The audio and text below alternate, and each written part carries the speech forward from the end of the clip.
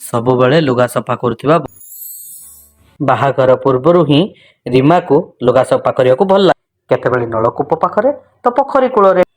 ଆରେ ରିମାର ମା, ମୋ ନାଲି କଲର ରୁଙ୍ଗିଟାକୁ କୋଉଠି ରଖିଲ? ଆରେ କାଲି ତ ରିମା ଧୋଇକି ସେଟା ତମ ଆଲମାରିରେ ରଖିଥିଲା। ଦେଖ ସେଇଠି ଥିବ। ଆରେ ମା, ମୁଁ ତ ଆଜି ସେଟା ଧୋଇଦେଲି। ମୁଁ ଭାବିଲି ସେଟା ମଇଳା ହୋଇଯାଇଥିବ। ଆରେ କେମିତି ଅଳିଆ ହୋଇଗଲା ସେଟା? ମୁଁ ତ ଜମା ପିନ୍ଧି ନାହିଁ। ହେ ଭଗବାନ, ଏ ଝିଅର ଡେଲି ଲୁଗା ଧୋଇବାର ଆଦତ ଏମିତି ହୋଇଗଲାଣି ଯେ ଘରର ଖର୍ଚ୍ଚ ଅପେକ୍ଷା ଆର ଡିଟରଜେଣ୍ଟ ଖର୍ଚ୍ଚ ଅଧିକା ହେଇଯାଉଛି। ଆର ବାହାଘର କରିଦିଅ। ଇଏ ଶାଶୁଘରେ ଯାଇ ଶାଶୁଘର ଲୁଗା ଧୋଇବ, ପଡୋଶୀ ମାନଙ୍କର ବି ଲୁଗା ଧୋଇବ। ଆଚ୍ଛା ହଉ, ଆ ପାଇଁ ଗୋଟେ ପ୍ରସ୍ତାବ ଦେଖୁଛି। ଗୋଟେ ଦିନ ଜଣେ ପୁଅ ଘରୁ ରିମାକୁ ଦେଖିବାକୁ ଆସିଲେ। ବାପା, ମା, ମୋର ଝିଅ ପସନ୍ଦ। ରିମାର ହବାକୁ ଯାଉଥିବା ଶାଶୁ ପଚାରିଲେ, ଝିଅ, କଣ ଜାଣିବାକୁ ଚାହୁଁଛ ପଚାର। ଏମିତିରେ ବି ଆମ ଝିଅ ବହୁତ ସରଳ। ତାକୁ ଯାହା କହିଲେ ସେ ଶୁଣିବ। ଏମିତିରେ ସେ ଆଉ କଣ ପଚାରିବ? ଇଏ କେମିତିକା କଥା କହୁଛନ୍ତି ମା? ମୁଁ ପୁରା ବାହା ହୋଇକି ତାଙ୍କ ଘରକୁ ଯିବି। ମୁଁ କେମିତି କଣ ପଚାରିବିନି? କଣ ଜାଣିବାକୁ ଚାହୁଁଛ ପଚାର। ଆହା, ଆପଣଙ୍କ ଘରେ ଲୁଗା ସବୁ କିଏ ଧୁଅନ୍ତି? ହବାକୁ ଯାଉଥିବା ଶାଶୁ ଟିକେ ଚମକି ଦେଖ ଝିଅ, ଲୁଗା ତ ସବୁବେଳେ ମୁଁ ଧୋଉଥିଲି, ହେଲେ ବାହାଘର ପରେ ମୁଁ ଗୋଟେ ବି ଲୁଗା ଧୋଇବିନି। ଆଉ ତମେ ଯଦି ଏଇଆ କହିବାକୁ ଚାହୁଁଛ ତମକୁ ଲୁଗା ଧୁଆ ଆସେ? ଚୁପ କର ନା ଭାଗ୍ୟବାନ। ଝିଅ ବିଚାରିଟେ ବାହା ହୋଇ ଆସିଛି କି ନାହିଁ ଡରେଇବା ଷ୍ଟାର୍ଟ କଲେ। କଣ ହେଇଛି ନା ଝିଅ, କାଲିର ମା ହିଁ ସବୁ ଲୁଗା ଆଜି ପର୍ଯ୍ୟନ୍ତ ଧୋଉଥିଲେ। ବାହାଘର ପାଇଁ ତମ ବାପା ତ ଗୋଟେ ମେସିନ୍। ଠିକ ସେହି ସମୟରେ ରିମାର ମା କହିଲେ, କଣ ବା କହିବି ମୋ ଝିଅର ଗୁଣ।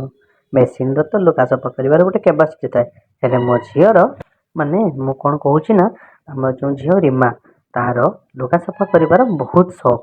ସେ ଆପଣଙ୍କ ଘର ଲୁଗା ସହିତ ଆପଣଙ୍କର ଆଖପାଖ ପଡୋଶୀ ସମସ୍ତଙ୍କର ଲୁଗା ଏମିତି ସଫା କରି, ଆପଣ ଆସିଲା ପରେ ଦେଖିଲେନି ବାହାରେ ଯେତିକି ଲୁଗା ଶୁଖୁଛି ଆମ ରିମା ସବୁ ସଫା କରିଛି।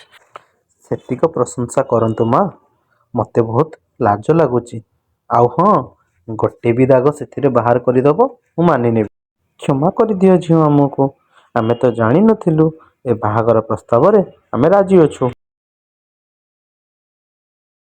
ଆଉ ଏହିପରି ଭାବେ କୋଇଲା ଫ୍ୟାକ୍ଟ୍ରିରେ କାମ କରୁଥିବା କାଲୁ ସହ ରିମାର ବାହାଘର ସମ୍ପୂର୍ଣ୍ଣ ହେଲା। ଦିନେ ବାହାଘର ପରେ ରିମା ଚିତ୍କାର କରି କହିଲେ, ଆରେ ଶାଶୁମା, ଶାଶୁମା, ଇଏ ଆପଣ ମୋ ସହିତ କଣ କଲେ? ମୋ ସହିତ ଧୋକା କଲେ ଆପଣ। ଆରେ ହେ, ଆକୁଆ ଶ୍ୱଶୁର ବିଷୟରେ ସବୁ କଥା ଜଣା ପଡିଗଲା ନା କଣ? ଏଥିରେ ଆକୁ କଣ ଧୋକା ମିଳିଲା? ଆରେ ମା, ନଳରେ ତ ପାଣି ଆସୁନି, ଲୁଗା କେମିତି ଧୋଇବି? ହଁ, ନଳରେ ଯେଉଁ ପାଣି ଆସୁନି ସେଇ କଥା କହୁଥିଲୁ। ଆପଣ ଆଉ କଣ ଭାବୁଥିଲେ କି ମା? ହଁ, ତ ମା କହୁଥିଲା ତତେ ପରା ଲୁଗା ଧୋଇବାକୁ ବହୁତ ଭଲ ଲାଗେ। ଏମିତି ନୁହଁ ମା, ମତେ ସତରେ ଲୁଗା ଧୋଇବାକୁ ବହୁତ ଭଲ ଲାଗେ। ଆଉ ମୁଁ ସବୁଦିନ ହିଁ ଲୁଗା ବହୁତ ଧୁଏ। ଠିକ ସମୟରେ ତାଙ୍କ ସ୍ୱାମୀ ତଳେ ପହଞ୍ଚିଲେ। ଏଇ କିଛି ସମୟ ପୂର୍ବରୁ ଆମେ ସନି ଦେଓଲର ଫିଲ୍ମ ଦେଖୁଥିଲୁ ମା। ସେ ସେଇ ଡାଇଲଗ ହିଁ ମାରୁଥିଲା। ତାହେଲେ ଶୁଣ, ସକାଳୁ ପାଣି 4ଟାରୁ 5ଟା ଆସେ ଏବଂ ସନ୍ଧ୍ୟାରେ 5ଟାରୁ 6ଟା ଆସେ। ରିମା ଏଇ ସମୟ ଜାଣିକି ଚମକି ପଡିଲା। ଇଏ କେମିତି ମା? ସକାଳୁ 4ଟାରେ ଉଠି କଣ ଲୁଗା ସଫା କରିହବ? ଆରେ ସେମିତି ନୁହଁ ମା, 4ଟାରେ ଟାଙ୍କି ଫୁଲ କଲେ ତୁ ଦିନ ସାରା ଲୁଗା ସଫା କରିପାରିବୁ। ଏହା କେମିତି ମା? 200 ଲିଟର ଟାଙ୍କିରେ ମୁଁ କେତେ ବା ଲୁଗା ଧୋଇବି? ମୁଁ ସକାଳୁ ଉଠି ପଡ଼ିବି। ଏହାପରେ ଆଉ କଣ, ରିମା ସକାଳୁ 4ଟାରୁ ଉଠି ଦିନ ଯାକ କପଡା ଧୋଇବାରେ ଲାଗିଲା। କାମ ସାରି ତା ଶାଶୁ ଟିକେ ବାହାରକୁ ବୁଲିବାକୁ ଗଲେ। ପଡୋଶୀ ଜଣେ ପଚାରିଲେ, ହଁ କାଲୁର ମା, 2ଟା ଶାଢ଼ୀ, 2ଟା ବ୍ଲାଉଜ, ଗୋଟେ ପେଟିକଟ ଆଉ ଗୋଟେ ନାଡା ବାଲା କାଛା। ତ କଣ ହେଲା? କେତେ ଟଙ୍କା ନେବେ କୁହନ୍ତୁ ନା? ମତେ କଣ ଧୋବି ବୋଲି ଭାବୁଛ ନା କଣ? ମୋ ସ୍ୱାମୀ ରିଟାୟାର୍ଡ ସରକାରୀ ଅଫିସର ଏବଂ ମୋ ପୁଅ ମଧ୍ୟ କୋଇଲା ଫ୍ୟାକ୍ଟ୍ରିର ମ୍ୟାନେଜର। ମତେ କ୍ଷମା କରିଦିଅ କାଲୁର ମା, ଗାଁରେ ତ ସମସ୍ତେ ଏଇ ଆଲୋଚନା କରୁଛନ୍ତି ଆପଣଙ୍କ ବୋହୂ ଲୁଗା ଧୁଆ କାମରେ ନିୟୋଜିତ। ପଡୋଶୀଙ୍କ କଥା ଶୁଣି ଶାଶୁ ରାଗି ଯାଇଥିଲା। ରିମାର ଶାଶୁ ଘରେ ପହଞ୍ଚି ଦେଖିଲା ଏତେ ସାରା କପଡା ବାହାରେ ଶୁଖୁଥିଲା ଯେ ଯେମିତି ଗୋଟେ ଧୋବି ଘରେ ଶୁଖୁଥିଲା। ଆରେ ରିମା, ବାହାରକୁ ଆସିଲୁ।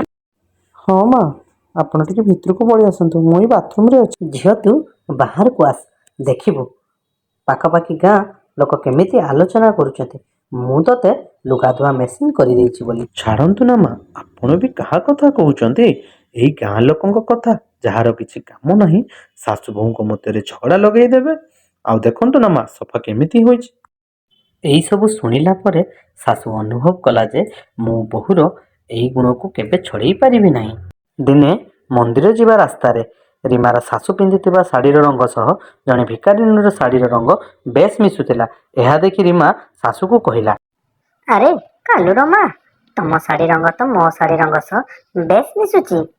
କଣ ତମେ ପରା ନିଜକୁ ଅଫିସରର ସ୍ତ୍ରୀ ବୋଲି କୁହ? ତାହେଲେ ଇଏ କଣ ବା? ଇଏ ସିମ୍ପଲ ଶାଢ଼ୀ ନୁହଁ। ଆଉ କ'ଣ ମା, ଇଏ କ'ଣ ସୁନା ରୂପା ଝରାବାଲା ଶାଢ଼ୀ? କ'ଣ କହୁଛନ୍ତି ଆପଣ? ଆରେ ହଁ, ତୁ ଠିକ୍ କହିଛୁ। ଏ ଶାଢ଼ୀରେ ସୁନାର ଛାଉଣି ହୋଇଥିଲା। ହେଲେ ତୁ କ'ଣ କରିଛୁ ଦେଖ। ତମେ ଇଏ କଣ କହୁଛ କାଲୁର ମା? ତାହେଲେ ମୋ ପାଇଁ ବି ଏମିତି ସିମ୍ପଲ ସୁନାର ଛାଉଣି ବାଲା ଗୋଟେ ଶାଢ଼ୀ ଆଣି ଦିଅନ୍ତନି? ତାର ଶାଶୁମା ଦୁଃଖରେ ସେତେବେଳେ କିଛି ନ କହି ସିଧା ଘରକୁ ପଳେଇ ଆସିଲା। ଏହାପରେ ଆଲମାରିରୁ ଗୋଟେ ଆଲବମ୍ ଆଣି ତାକୁ ଦେଖେଇଲା ଆଉ କହିଲା, ଇଏ ହେଉଛି ସେଇ ଶାଢ଼ୀ ଯୋଉ ଶାଢ଼ୀଟି ମୁଁ ଆଜି ପିନ୍ଧିଥିଲି। ହେଲେ ତୁ ତାକୁ କ'ଣ କରିଛୁ ଦେଖ। ସେହି ସୁନାର ଛାଉଣିକୁ ଘଷି ଘଷି ତୁ ସବୁଦିନ ପାଇଁ ଛଡ଼େଇ ଦେଇଛୁ। ମୋତେ କ୍ଷମା କରିଦିଅନ୍ତୁ ମା। ତୋର ଭୁଲ ମୁଁ ଆଜି ପର୍ଯ୍ୟନ୍ତ କେବେ କାହାକୁ କହିନି।